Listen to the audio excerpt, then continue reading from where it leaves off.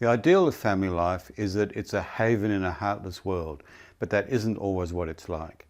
Contemporary family life can also harbour a variety of problems and conflicts.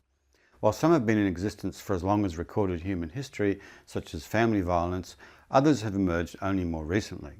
Just one example of a very contemporary family issue is the issue of the legal status of parenthood for donors of biological material during gestational surrogate pregnancies. This is not a question that would have arisen 100 years ago or even 50 years ago. Importantly, the identification of the problems within family life has allowed for the emergence of insights into family life that go beyond seeing family life simply in terms of stability and the smooth functioning of society. In addition to recognising the significant social functions of the family, it's also important to pay attention to the problems that can characterise family relationships. Rather than seeing the family simply as a source of stability in society, many family sociologists view the family as an institution that is also characterised by conflict and tension, and which reflects and contributes to social inequality. For example, it's possible to observe that the social identity that families pass on to their children can reinforce social stratification and cement existing social inequalities. While some theorists view this in a positive way because it contributes to the continuation of existing culture, custom and tradition, others argue that it simply entrenches inequality and reduces the potential for social mobility. The analysis of family life provided by Karl Marx and Friedrich Engels is particularly important here. A Marxist perspective on the family suggests that the nuclear family should be regarded as an arena for the stabilisation of existing power structures and relationships as much as for the continuity of culture. Socialisation within the family, then, is not seen simply as a normal and natural aspect of family life, but also as a vehicle for encouraging children to accept and internalise the values of capitalism and consumerism. Marx and Engels pointed out that one of the functions of the family is to transmit private property efficiently from one generation to the next, with the support of the legal system.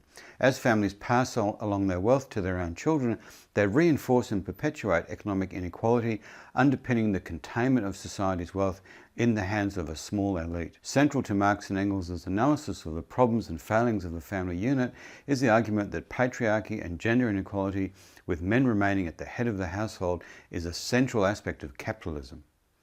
Marxist and Marxist feminist theorists locate the main cause of women's oppression in the family not with men but with capitalism. This is because capitalism relies on having a large unpaid workforce willing to take responsibility for the unpaid domestic labour which reproduces the labour force from one day to the next and from one generation to the next. Just imagine what the economic implications would be if all domestic labour was paid for at market rates. A Marxist analysis of the family sees it as a site for the reproduction of class relations, with the continuity of patriarchal gender roles playing a supporting role. A different sociological perspective on family life can be found in radical feminist theories. Like Marxists, radical feminist theorists emphasise the adversarial nature of the family. However, while Marxists place most emphasis on the inequalities generated by capitalism, radical feminists argue that the unequal relationships between men and women are the product of a sex-gender system that can't be explained simply as a product of capitalism. For radical feminists, patriarchy predates capitalism, and they believe it won't automatically disappear with a transition to a post-capitalist economic system, unless and until what's specific about patriarchal social relations is also addressed. Radical feminists view the family as the core institution of patriarchy rather than of capitalism. They contend that the family's position between the public and the private sphere makes it a social space where women are controlled at the micro level in addition to macro level structures such as government and the legal system. In this approach, fixed gender roles in heterosexual families ensure continued inequality between men and women because they underpin economic inequality in the workforce and the financial dependence of women on men. Women also continue to perform unpaid domestic labour, as well as being primarily responsible for childcare at the expense of their position in the workforce. In contrast to the assumption that the family is a source of comfort, love and support, feminist theorists draw attention to how this ideal can disguise the fact that families can also be a source of emotional abuse and physical violence. They point to the fact that family violence is overwhelmingly manifested in violence against women and children, reinforcing its character as a fundamentally patriarchal institution. Radical feminists also suggest that the socialisation which occurs within the family is a form of ideological conditioning which perpetuates social inequality. They argue that children are socialised from a young age to accept the traditional gender roles which entrench female disadvantage in both the private domestic sphere and in the public sphere of employment and political and social life. There is also significant inequality between men and women when it comes to emotional support and comfort. Some sociologists have examined how from an early age girls are trained to become emotionally skilled in empathy so that they can actively participate in what's called emotion work, dealing with emotional and psychological tension and conflict, as well as any form of adversity such as illness or misfortune. The emotion work women do isn't similarly expected of men, leading to what's been called the triple shift, whereby in contemporary Western societies women are expected to engage in paid labour outside the home, unpaid domestic labour within the home, and also additional emotion work within the family. In contrast, the primary expectation of men remains that they're the breadwinner, and their role in childcare, domestic labour and emotion work is only slowly and unevenly changing.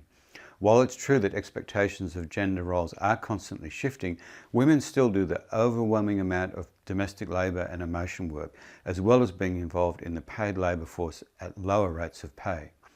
Overall, the radical feminist argument is that these structural features of family relations can't be explained simply in terms of the effects of capitalism, but require an understanding in terms of a distinct sex-gender system which systematically places males and females in quite distinct social, cultural, political and economic positions. In summary, conflict perspectives on family life highlight the problems and tensions that exist within the family.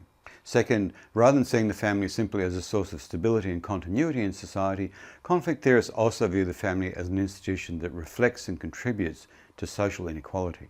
Third, Marxist theorists emphasise the role of the family in the reproduction of capitalist economic relationships. Fourth, Marxist theorists also argue that capitalism underpins the ways in which family life reinforces patriarchy and gender inequality, requiring that men remain at the head of the household.